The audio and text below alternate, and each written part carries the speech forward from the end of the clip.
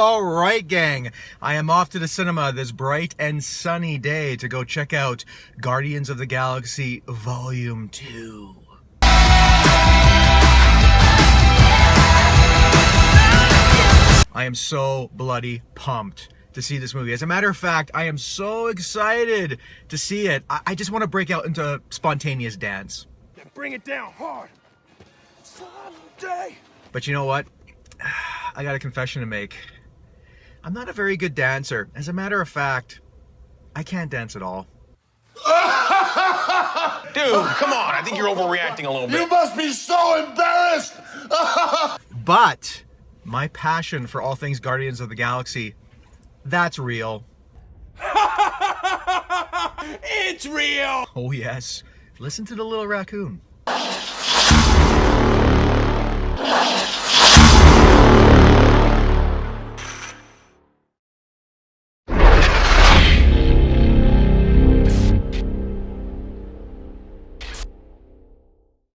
All right, gang, it's very late and I'm very exhausted, and I just got out of Guardians of the Galaxy Volume 2.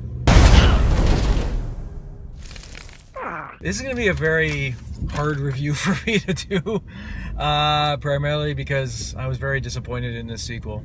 How's that even possible? I was a huge fan of Guardians of the Galaxy Volume 1, and I personally place it very high on my list of the very best films in the Marvel Cinematic Universe. As a matter of fact, I'm going to go on record to say that I think it is the best film in the Marvel Cinematic Universe. I know, bold claim.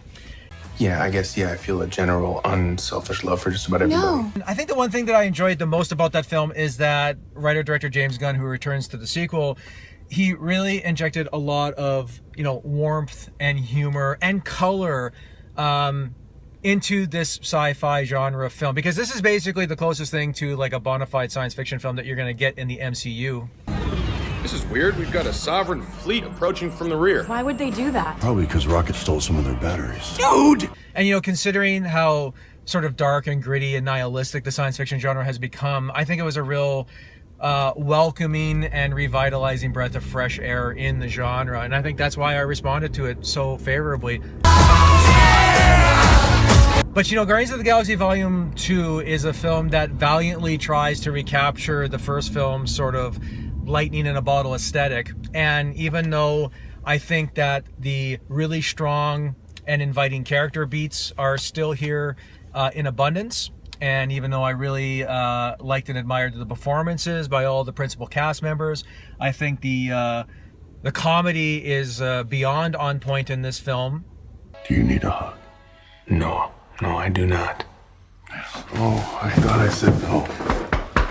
You're welcome. But beyond that, I think this film is really, really overproduced, and I think it was sort of messy, and I think it was sort of undisciplined in the scripting. Dude, come on. I think you're overreacting. And I think there was just simply, it was a little bloated. There's just simply too much going on in this film, and I think it sort of meanders around from one plot point to the next with maybe a little bit too much aimlessness for my taste. Oh no, you're supposed to use a sarcastic voice. Now I look foolish. And it's really hard to sort of nail down what this film is really about in terms of a story, because obviously the first film was an origin film. This film sort of expands upon the family unit that is the Guardians of the Galaxy, that shows the further adventures of Peter Quill and his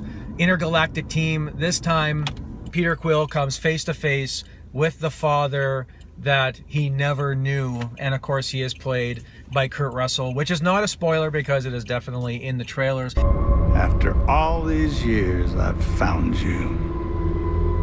And who the hell are you? I figured my rugged good looks would make that obvious. And I really can't comment more on Chris Pratt's Peter Quill character and Kurt Russell's father character, because that would really be engaging in a lot of wanton spoilers. Let's just say it's a much more convoluted relationship that I was expecting, which is actually a good thing. But I think as the story sort of progresses, I think it builds to this really heavy action climax that at one hand builds to a few moments that are surprisingly heartfelt and dramatic, but I think are really undone by a lot of the just visual bloat in this film. James Gunn is a very, if anything, talented director, and he's a really good visualist with these films. There's so much energizing color on display, and I really like what he does with the planetscapes in this film and the spacecraft, and with envisioning all these characters. Like, he really has a very strong eye for detail. I see it within you. Fear, jealousy, betrayal. And as a piece of aesthetic eye candy, Guardians of the Galaxy Volume 2 is as sumptuous as the first film, if not more so. Sometimes the thing you're searching for your whole life, it's right there by your side all along. You're right. He really makes the characters that populate this film very, very inviting. I think Chris Pratt is as good as he's ever been, once again playing Peter Quill. And I didn't realize your motivation was altruism. It's really a shame the Sovereign have mistaken your intentions and are trying to kill us. Exactly. I was being sarcastic. he's really flanked by a good, strong supporting cast. I've always been of the opinion that Bautista's Drax is really the comedic secret weapon of this series. He's given a lot more moments in this film to flex his comedic acting chops, and I think he, in individual moments in this film, is beyond hysterical. You just need to find a woman who is pathetic. Like you. Thanks, buddy. There's also really an attempt to sort of flesh out all the various members of the Guardians of the Galaxy team, and I think that's a welcoming thing for like a sequel to do. I think a sequel should really expand upon the core ideas and stories and themes and characters of the first film.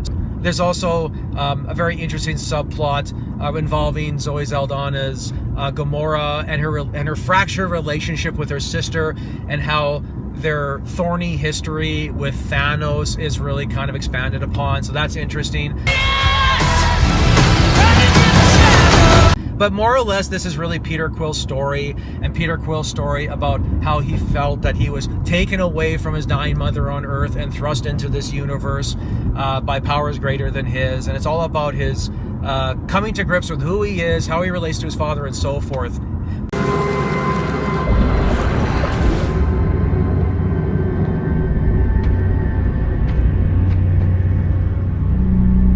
And I'm your dad, Peter. But again, there's just too much going on in this film. I guess there's too much plot bloat in this film. There's enough, I think, core ideas in this movie that could have been almost broken off into two other films. So it's almost like Gunn was sort of rushing out of the gate, maybe almost like he didn't think he was going to direct a third Guardians of the Galaxy film. So it's a real kitchen sink affair. It's like he's throwing everything but the kitchen sink in this film. It is our duty to cleanse the universe of this weakness. You know, they told me you people were conceited douchebags, but that isn't true at all. Dude. This film is very jokey. That's a good and a bad thing. There are moments of absolute high hilarity in this film. Don't push this button, because that will set off the bomb immediately and we'll all be dead. Now repeat back what I just said.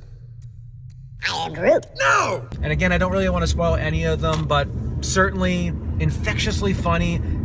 I would make the argument that maybe Guardians of the Galaxy Volume 2 goes a little too aggressively out of its way to be funny. And there are certain moments of dramatic power that are immediately underscored by maybe moments of a bit of unnecessary comedy. I don't know, maybe if I'm just nitpicking. And at times it made me feel more exhausted than exhilarated by what I was watching. Is that a rifle? You don't know what a rifle looks like? It's just swords were your thing and guns were mine. But I guess we're both doing guns now. I just didn't know that. The opening credits of this film are absolutely sensational. So on those levels, the film hooked me in. And I also like the central storyline of Quill and his father. But, you know, I have to say that as a sequel to one of my favorite MCU films, a film that I proudly put on my list of the 10 best films of its year, Guardians of the Galaxy Volume 2 left me wanting. And I think yearning for a little more. No! I just think it's a bit of an undisciplined effort, a noble-minded but undisciplined effort to a much greater film that preceded it. We're family. Except maybe her. So there you go. There's my review of Guardians of the Galaxy Volume 2. Let me know in the comments below what you thought of the film. Also, let me know in the comments below what you think your favorite MCU film is. Once again, thank you very much for watching this video. If you could like it, I would appreciate it. If you could subscribe to my channel, give me some subscribe love, that would mean the world to me. Take care, everybody, and I'll see you at the movies. Dance off, bro. Me and you. I can't dance at all.